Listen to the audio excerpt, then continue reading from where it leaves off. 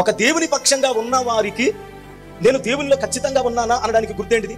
నిన్ను గురించి శత్రువు విరోధముగా మాట్లాడుతూ ఉన్నప్పుడు, విలవెల్లాడిపోతున్నప్పుడు, ఓహో నేను దేవుని పక్షంగా ఉన్నాను కాబట్టే నన్ను శ్రమ కలుగుతుంది, నేను దేవుని పక్షంగా ఉన్నాను కాబట్టే శత్రువు నన్ను ఎలాగ మింగాలా అని చెలరేగుతూ ఉన్నాడు. ఇదే గుర్తు.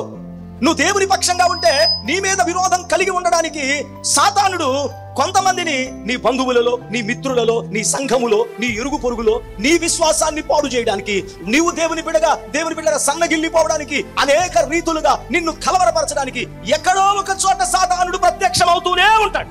క్రైస్తవ విశ్వాసులారా, మళ్ళీ చెబుతున్నాను, ఒకవేళ దేవుడు మిమ్మలను ఒక రక్షణ ప్రణాళిక కొరకు ఏర్పరచుకుంటే, దేవుడు మిమ్మలను ఆశీర్వదించడానికి ఏర్పరిచి ఉంటే, నీ ద్వారా నీ కుటుంబము దీవించబడడానికి, నీ ద్వారా నీ బిడ్డలు దీవించబడడానికి, నీ ద్వారా నీ యొక్క కుటుంబాలు ఆశీర్వదించడానికి ఏర్పరచుకుంటే, అనేక నిందలు, కష్టాలు నీ మీదకి వస్తాయి.